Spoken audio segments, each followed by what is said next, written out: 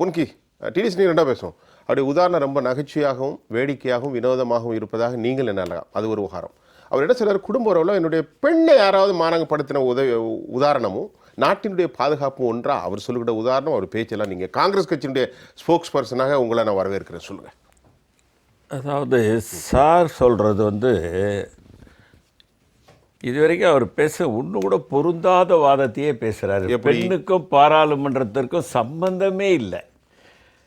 பெண் என்பது சொல்ல முடியாது தான், நானே ஏற்றுக்கிறேன். ஆனால் நாடாளுமன்றத்தில் நடந்த இன்சிடெண்ட்டை அதை கம்பேர் பண்ண முடியாது. நாடாளுமன்றத்தில் என்ன நடந்திருக்கு, மரக்கழண்டு போனவன்னு சொல்கிறோம், மரக்கழண்டு போனவன் செய்கிற வேலையை அதெல்லாம் கிடையாது. எவ்வளோ திட்டமிட்டு செஞ்சுருக்கான். ஆமாம், அவன் உள்ளே வரான். அவன் யார், எல்லாருமே ஒரே இடத்துல இருக்க ஆள் இல்லை. அவங்க 6 பேரும் 6 இடத்துலேருந்து வராங்க. ஹரியானா, இங்கே எல்லா ஸ்டேட்டில் இருந்தும் 6 பேரும் ஃபேஸ்புக் வாயிலாக இணைந்து வந்து இவ்வளவும் செய்கிறாங்க. ஆனால் ஒன்று நான் என்ன கேட்குறேன்னா, இவர் சார் சொன்னார், இது பாராளுமன்றத்துக்கு சபாநாயகர் தான் பொறுப்பு. கண்டிப்பாக சபாநாயகர் தான் பொறுப்பு. ஆனால் வெளியில் நடந்த மேட்ருக்கு இப்போ போலீஸ் கையில் போயிடுச்சு. அது போலீஸ் கையில் போனதுக்கப்புறம் யார் பொறுப்பு? அதுக்கு பார்லிமெண்ட் வரைக்கும் தான் சபாநாயகர் பொறுப்பு. வெளியில் வந்ததுக்கப்புறம் அது என்ன விசாரணை நடக்குது எல்லாமே அமைச்சர் தான் சொல்லணும். இப்போ நிதி அமைச்சர்கிட்ட ஒரு கேள்வி கேட்குறாங்க நிதி சம்பந்தமாக, சபாநாயகராக பொறுப்பு கிடையாது, நிதியமைச்சர் தான் பதில் சொல்லணும். அந்த மாதிரி ஹோம் மினிஸ்டர் சொல்லணும். இல்லைன்னா இங்கே நடந்திருக்கிறது என்ன, ஒரு மோசமான நிலை. அவன் உள்ளே கொண்டு வந்தவன் ஏதோ பொடி கொண்டு வந்தான், அதுவே ஒரு விஷவாயுவாக இருந்திருந்தா, அவன் ஒரு துப்பாக்கி கொண்டு வந்திருந்தா, எவ்வளோ செக்யூரிட்டி லேப்ஸ் அது. நீங்கள் 2001 நடந்த தாக்குதல் கூடங்க வெளியில் தான் நடந்தது, உள்ளே நடக்கலை. உள்ளே அவன் உன்னை போவே முடியல. ஆனால் வெளியில இருந்தே நம்முடைய பாதுகாப்பு படை வீரர்கள் அவங்கள சுட்டு கொண்டுட்டாங்க. 5 பேர் வந்தாங்க, 5 பேரையும் கொண்டுட்டாங்க ஸ்பாட்டில். உள்ளேயே போக முடியல. நம்ம ஆளுங்க 8 பேர் பாதுகாப்பு படையினர் இறந்து போனாங்க, ஒரு சிவிலியன் இறந்து போனாங்க. இதெல்லாம் நடந்திருக்கு. ஆனால் இப்போ உள்ளேயே வந்துட்டா. இந்த ஆட்சியில், இந்த பிஜேபி ஆட்சியில் மகா கேவலமான ஒரு விஷயம், பார்லிமெண்ட்டுக்குள்ளேயே வந்துட்டாங்க. எடுத்துக்கிட்டு ஷூலை கொண்டாந்தா பண்ண முடியாதுன்னு சொல்லி கொண்டு வந்துட்டான். அவன் குதிக்கிறான். இப்போ பழைய பார்லிமெண்ட்லங்க, நான் பார்லிமெண்ட்டில் ஒரு நிறைய தடவை போயிருக்கேன். ஒரு தடவை 100 200 தடவை போய் பார்வையாளர்கள் இதிலேருந்து உட்காந்துருக்கேன், சபாநாயகர்கிட்ட வாங்கி போய் உட்காந்துருக்கேன், எல்லாமே பார்த்துருக்கேன். ஆனால் அங்கேருந்து நம்ம பாதுகாவலர்கள் இருப்பாங்க அந்த பார்வையாளர்கள் மடத்தில். இப்போ கட்டியிருக்கிற பாராளுமன்றத்தில் மதுரை நாடாளுமன்ற உறுப்பினர் வெங்கடேசன் குறிப்பிடுகிறார், இந்த பாராளுமன்றத்தில் பாதுகாப்பு படையினரை நிற்க வைக்கிறதுக்கு அங்கே இடமே இல்லை, அந்த மாதிரியான ஒரு வடிவமைப்பு உள்ள ஒரு நாடாளுமன்றமாக இருக்குதுன்னு சொல்கிறாரு. நீங்கள் பார்த்துருப்பீங்க, பழைய நாடாளுமன்றத்துக்கு நீங்கள் கூட போயிருப்பீங்க. அது பாருங்க, உள்ளே அனுப்பும்போது அப்படியே சுற்றி ரவுண்ட் அப் பண்ணி பாதுகாப்பு படை வீரர் யார், அதே அந்த பாதுகாப்பு படை வீரர் இருந்தால் இவங்க குதிச்சே இருக்க முடியாது. அந்த பாராளுமன்றத்தினுடைய அமைப்பு தவறான அமைப்பாக இருக்குது அப்படின்னு தான் திரு வெங்கடேசன் சொல்கிறாரு. நாடாளுமன்ற உறுப்பினர் அந்த மாதிரி பாதுகாப்பு படை வீரர்கள் நின்று இருந்தால் அவன் குதிச்சிருக்க முடியாது. அப்போ நீங்கள் என்ன செக்யூரிட்டி லேப்ஸ் யார் பதில் சொல்லணும்? சபாநாயகர் எப்படி அதுக்கு பதில் சொல்ல முடியும்? உள்துறை அமைச்சர் தான் சொல்லணும். இல்லைன்னா இதுக்கு தலைமை அமைச்சராக இருக்கக்கூடிய பிரதமர். ஏங்க நீங்கள் சொல்கிறதுல என்ன பெரிய குறைஞ்சி போயிடும்? நாடாளுமன்ற ஜனநாயகம் என்பது என்ன? நாடாளுமன்ற உறுப்பினர்கள் கேள்வி கேட்க தான் செய்வாங்க, தர்ணா பண்ண தான் செய்வாங்க. ஒரு தக்க பதில் வரலன்னா கேட்க தான் செய்வாங்க. எங்கள் உயிருக்கு பாதுகாப்பு இல்லை, என்ன உத்தரவாதம், அதை கொடுக்க வேண்டியது யார்? சபாநாயகர் எப்படி கொடுக்க முடியும்? பிரதமர் கொடுக்கணும், இல்லை உள்துறை அமைச்சர் கொடுக்கணும். கொடுத்து இந்த மாதிரி இல்லை, உங்கள் உயிருக்கெல்லாம் பாதுகாப்பு, நாங்கள் சட்டப்படியான நடவடிக்கை எடுப்போம், தீவிரமான இதை கண்காணிப்போம், இனிமேல் இது மாதிரி நடக்காது, பாதுகாப்பு குளறுபடி நடக்காமல் பார்த்துக்கோன்னு உறுதிமொழியை உள்துறை அமைச்சர் தான் கொடுக்கணும், சபாநாயகர் கொடுக்க முடியாது. சபாநாயகர் நாடாளுமன்ற கட்டடத்தோடு தான். இந்த ஜெயா டிவியினுடைய நிர்வாகம் இருக்காருன்னா, ஒரு மேனேஜர் இருக்காருன்னா இதுக்குள்ளே தான். அதை தாண்டி அவருக்கு என்ன இருக்குது? ஒன்றும் கிடையாது. அதே தான் சபாநாயகருடைய வேலை. ஆனால் அதை தாண்டி வேலை உள்துறை அமைச்சர், அதை தாண்டி பிரதமர் இல்லை உங்கள் பாதுகாப்பு நான் உத்தரவா. என்னங்க 2 வார்த்தை சொல்கிறதுல? நாடாளுமன்ற ஜனநாயகத்தில் 14 பேர் இந்த இது முழுக்க சஸ்பெண்ட் பண்ண வரலாறு ஏதாவது இருக்கா? காட்ட முடியுமா உங்களால்? ஒரு நாள் பண்ணுவாங்க. இப்பொழுது வைக்கக்கூடிய வாதங்கள் எல்லாமே கேட்டிருக்கிறீங்க. இது நீங்கள் செக்யூரிட்டி லேப் ரொம்ப மோசமான விவகாரம் அப்படின்னு சொன்னீங்க. இப்போ பேசுங்க. இது எந்த மாதிரியான அடுத்த கட்டத்தை இப்போ வந்து போராட்டங்கள் நடக்கின்றது, எதிர்க்கட்சிகள் கனிமொழி என்ன சொல்லுகிறாங்க, தென்னிந்தியர்களே அவர்களுக்கு பிடிக்காதுங்கிறாங்க. இது என்ன ஒரு கருத்துன்னு எனக்கு புரியல, நீங்கள் சொல்லுங்கள். அதாவதுங்க, இந்தியா வந்து ஒருவருக்கான நாடு இல்லை. இது தென்னிந்தியா வட இந்தியாலாம் கிடையாது. அதுதான் தேசத்தந்தை மகாத்மா காந்தியினுடைய தாரக மந்திரம். அந்த வார்த்தையை தவறான வார்த்தை அது இல்லையா?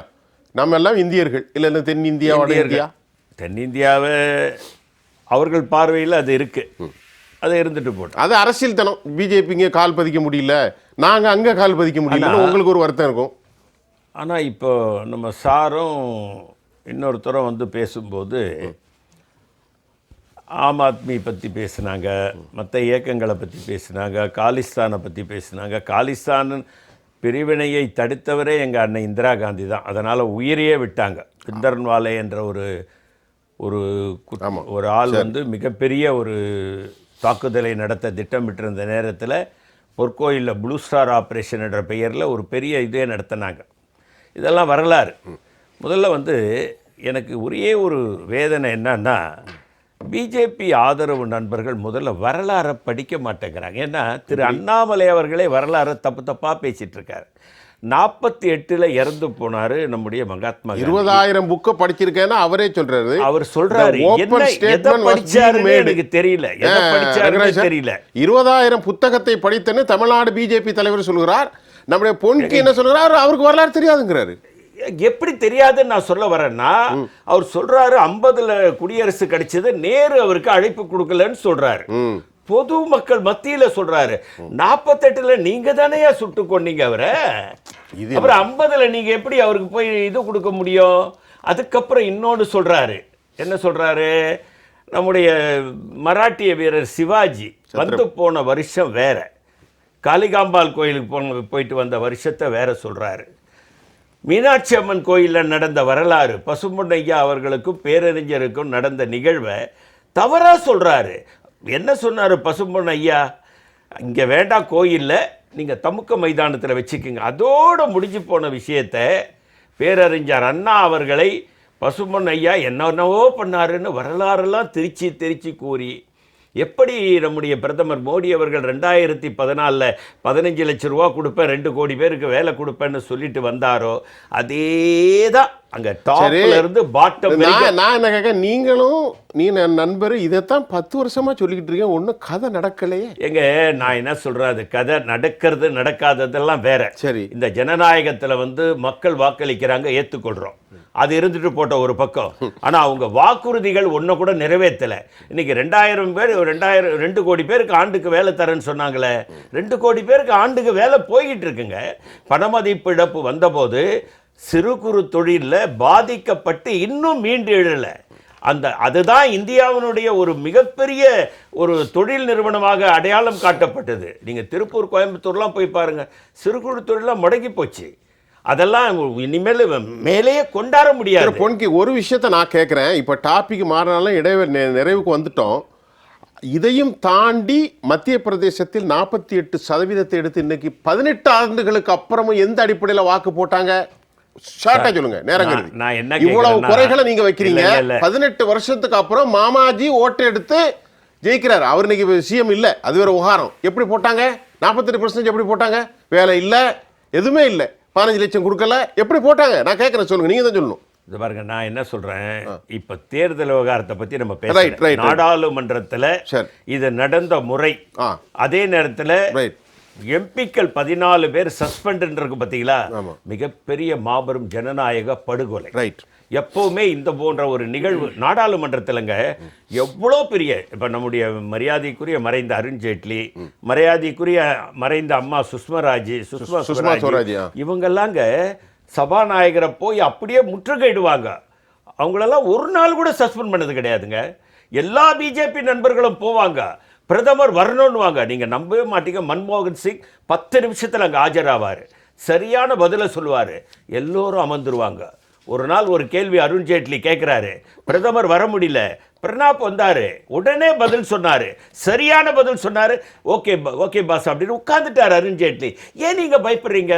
பிரதமரும் உள்துறை அமைச்சரும் பாராளுமன்றத்தை பார்த்து பயப்படுகிறார்கள். உறுப்பினர்களை பார்த்து பயப்படுகிறார்கள். எதிர்க்கட்சி உறுப்பினர்களுக்கு பதில் சொல்வதற்கு அவர்கிட்ட பதில் இல்லை. அவங்க என்ன கேள்வி கேட்டுருவாங்களோ, நம்ம ஏதாவது பதில் சொல்லிடுவோமோ, திரு அண்ணாமலை அவர்கள் சொல்ற மாதிரி ஏதாவது நம்மள உளறிடுவோம் பயப்படுறாங்க.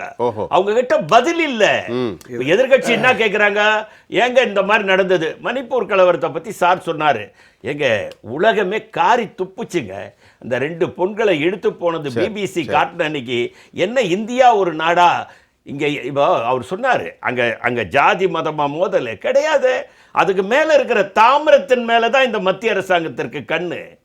அதை எடுத்து தூத்துக்குடியில் ஸ்டெர்லைட் ஆலை நடத்துறாரு, அவருக்கு கொடுக்கறதுக்கு அந்த அந்த இது நடந்துட்டு இருக்கும்போது அந்த ஆலை ஓனரை கூப்பிட்டு, வேதாந்தா நிறுவனத்தினுடைய அதிபரை கூப்பிட்டு பேசல பிரதமர். இல்லைன்னு மறுக்க முடியுமா? நீங்க ஜாதியும் மதத்தையும் வைத்து அரசியல் செய்ய